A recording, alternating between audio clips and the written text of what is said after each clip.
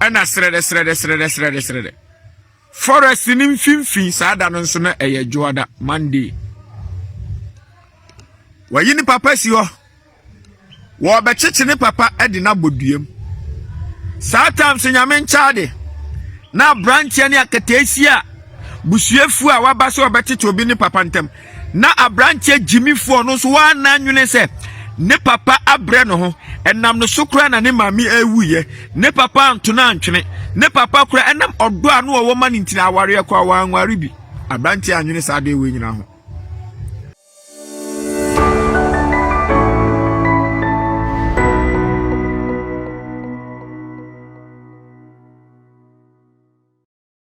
Kristo one me bochantim Kristo one obochantim Kristo one nyina ya bochantim I joined the gospel preaching Charlotte. I avail myself to teach and to be taught. Salvation of souls is my focus. So help me God. Amen. Trade up on Yankupo Shira na onyo kashie. Say best 4 days ni on Temenka and I mean sending video bia. Still the gospel is still going. And none of my ending komo kakra na yintuchi ehofo. Minu ajidini adia ba kwa radise menka nchira won say adie bia wo beye bia no whatever you do on this earth you pay for before you leave this earth adie bia beye na asasu wesu bia no minua wo beji ho akatua ansa na asasu wesu kura wo free so chini pa working kan Galatians chapter 6 the verse 7 to 8 Kiresem me ati ase so onyankopon ye nsi na twetwe onipa biara so ye oya bochire so wo Ghana so ye hiani so ye sikani so ya kola so ye pani wasi onipa biara ade a wo beguo no eno ana wo betwa you reap what you sow anope ma me fa sa akonya we na me nka story bi papa bi ne yere tena ase no mo wo ba akopɛ abra maame ne fa afuro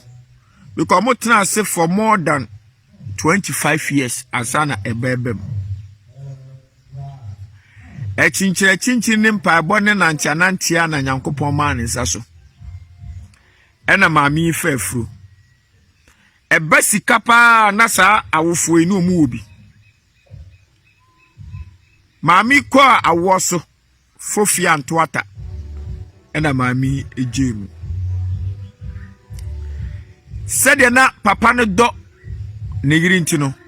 we na adwen se wonware bi wana papa ifa ne bai kete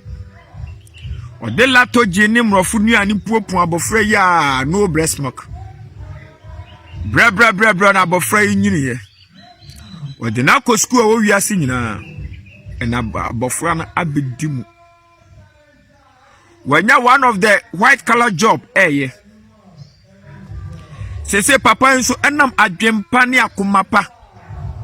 nyame sire ane ma ne nyina sache we se na nani kura ehuna de bi obedware agese yesesa no kodwaye ne akodware no we na dako abrantie yi ene ne papa ne yire num ewufie sa branche ne yire no okoware ne no se de papa yenyini sabe okaso obegya ne na no agya ne na agu no ho obeka so obejunso na kyese wajunso wie no mini agidini eho an se again no hwe boy no ana branche yire eho se de papa yi du ba bia sabe ogya ne nan ene nasefo woye no ma bia nsem fata amunti the same room the same house but not the same room aketesia katre abranche se ni kru se o papa enkabaya ko handa baby na fa ni tu na fa maid bi no ntran ho na se de afunu o ka kire abranche to asase da bi me yesa nipa nyina behu se because said me papa bre me ho no etu de mami sima bi mami bre bi na me nwene sa asem we ho Abrantie di kwa dwundwun be 3 days no friend yire ka chen se dabi se me ka se me kwa han dabi di ama me papa na me papa kotenema nipa nyina bebum se me boni aye eto di atwen me ma adwe se me di ni ko ye kurase me di be wura ba bi me gya no na abo bi abekina we ene ba sa so bi ehun hwe aya wo mi kurum minian magidifo Abrantie de ne papa tena Range Rover na hwi ana okopɛ forest bi pa jani busa he na ade meko waso de edura obehu bante ne papa si fam fa bo ne papa ni mu because papa intimi nante ana srede forest ni mfimfin saada no nso na eye joada Monday wayi ni papa si ho wo be cheche ne papa edi na boduam sometimes nyame nchaade na Abrantie ne akatesi a busuefu a waba so obetete obi ne papa ntem na Abrantie jimifo no so wa na nwene se ne papa abre no ho enam no sokura na ne mami awuye ne papa antona antwene ne papa kura enam odo a no wo ma ne ntina aware kwa wa anware bi Abrantie anwene sa de we nyina ho wode ne papa siwo ahoma ya de chichire ya friend say nantwie edi frisire mu bai na Abrantie fa ahoma bi o chichire ne papa no na o gya no ho na sabo bi bechi na wio obo no ankasa beje mu ho de na chira Abrantie de ne papa abedua yi wo ya na adwe se wo chichire no wo chichire na do hu ya ne se tienipa do hu ya ne se ni agidi ni ne bakuma wawo no tienie ne bakuma wawo no abofra no wo school mu no wo yesu o cheche ne papa de na fadua no wo sa dane no husei wo hu ya ne se ne bakuma no ejina na chi no obusan se kojo na he hwana kire wa ha man kwasu school mu kwa sa na medo na na ba hwana do ba ya ifri ne bana no a o se da bi wo school mu na papa bi wo sha white obetam medem ba se me mehwe ba bia wode nana ebo na wo su nyini tise nana me de wa bebo ho bi mini agiri ni awutie me efutu sema wasem ya me ne o kan se onipa biara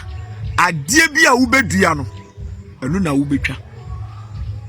ene wonsa Abrantie ne ba no wo school mu no nyame akofa ne se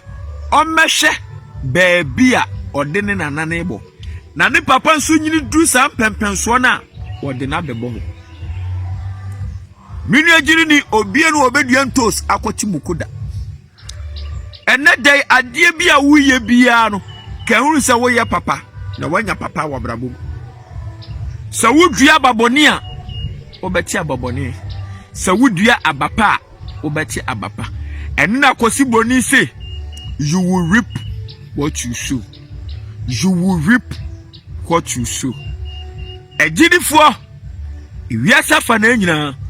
o sori anopa nyadwempa kasakasapa hwadepa na tutu wanamonsi ade enomapam na asiwuye adwene a wo badwene ensusu a wo besusuo eno a na beba wo so meni agiri ni awiye breni efutu sam kakra obade ne se memfamro ne se asase wesu no ade bia wo bedua bia no wo betwa udua papa wo betwa udua bone a wo betwa erade hira na onye okese